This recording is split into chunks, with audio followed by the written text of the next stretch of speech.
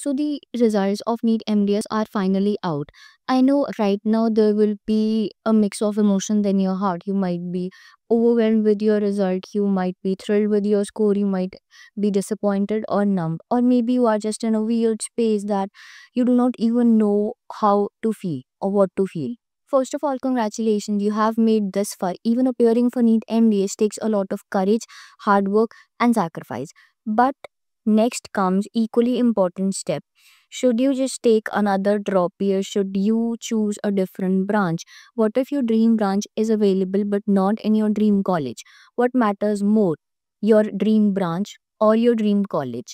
Or stipend matters more or the location of the college? Should you go for a non-clinical branch if the college is close to your home? So let's talk heart to heart. This video is not just about the facts, it is also about helping you to make the decision that is best for your life. Accept the result and do not feel any guilt. Let me start by saying something I wish someone had told me back then. Your result is not your identity. You are not just your rank or your score. You are someone who studied for months and said no to parties, spent sleepless nights, cried in silence, and still showed up for that exam. What is done is done. You cannot go back. Now is not the time to keep replaying your mistakes or what ifs. Now is the time to focus only on the things you can control and your next step. Whether it is a drop or a college, this is what is in your control. So should you take a drop or not? This is probably the hardest decision. Let me ask you some questions. Can you mentally and emotionally handle one more year of isolation, hard work, and uncertainty? Can your family support you financially, emotionally for another year? Are you doing this for yourself or because pressure from others? If you are feeling burnt out, exhausted, or if the thought of repeating the whole cycle makes you anxious, it is okay to say no to a drop. But if there is a fire inside you that says, no, I can do better, I have it in me, then trust that feeling. Take that drop, but now go in with a new strategy. Fix what things did not work last time. This decision is deeply personal. Do not make it because your friend is dropping or because someone has said that you deserve more or your parents are telling you to drop another year. Make it because that is what is right for you and that is what you are feeling right now. So, if you have decided to take admission this year, let's talk about how to choose the right college for you. First thing is your preferred branch available in that college? Do not blindly take endo or ortho just because others are. You have to be genuinely interested in that subject. You should be genuinely wanting that subject because you are going to spend 3 years of your life studying that same subject and then continuing it later on because you will be going on consultations and whatnot, right? So if you are not even happy with the subject that you have chosen, or you are not even in love with that subject, then how are you going to be able to cope up with it or even live with it, right? So see if your dream branch or whatever branch you want is available in that college. Second thing you should be looking in a college is how much stipend are they offering you. In government colleges, the stipend is usually around 50 to 60,000. In some colleges, there is also stipend up to 1 lakh rupees, right? In some deemed universities, the stipend is around 10,000 to 20,000, and some of the private colleges, they give you no stipend at all.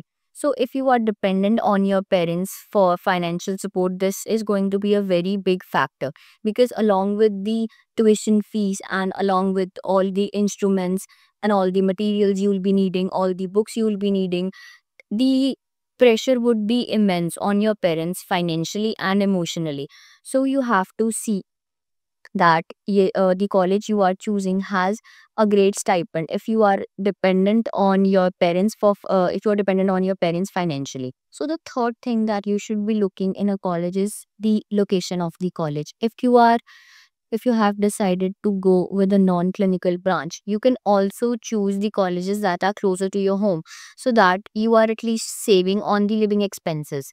But if you are going for a clinical branch, except for oral surgery, they do not require you to live in the hostel. You can choose the colleges that are closer to your home so that you are saving up on the living expenses, all the things on food and the travel expenses. right? So you will be able to save on these things if you choose the college that is closer to your home. So next thing is faculty and patient load. Ask current students how the college is, how the faculty is, what is the patient exposure, or how the OPDs are, what kind of cases there frequently are, right? Or how the HODs are, how the faculty is with the students, or how competent the faculty is. So these are also the kind of things that you should be considering while choosing a college. Hostel and infrastructure, especially important if you are staying away from home. Some colleges have poor hygiene, food, and even no hostels, right? So you should be looking at these things as well. Bond conditions. Some states like Maharashtra and Uttar Pradesh, they have compulsory 1 to 2 year of bond service even after MDS. So there is 2 more years of no government commitment. They give you SRship in the same college and you cannot appear for any other government exam. So you should be considering this as well. And next thing is fees. In government colleges, the fees is around 1 lakh per year. And in case of deemed universities or private colleges, the fees is from 6 lakhs to 15 lakhs. Even for some clinical branches, the fees is up to 20 lakhs.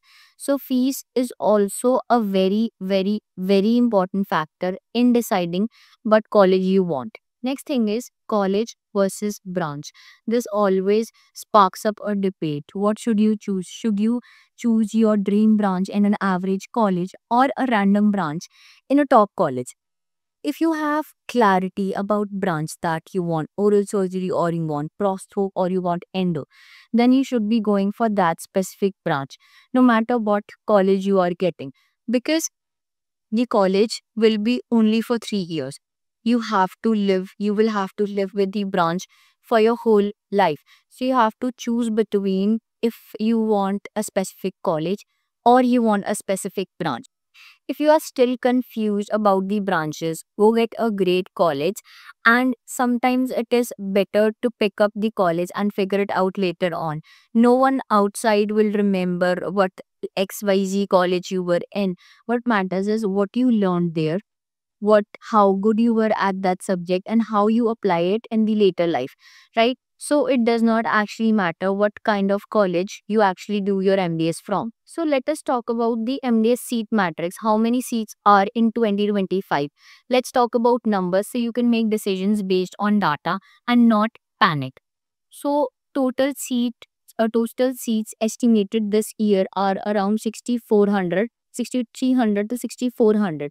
In government colleges, around 1,200 to 1,300, and in private colleges, around 5,000.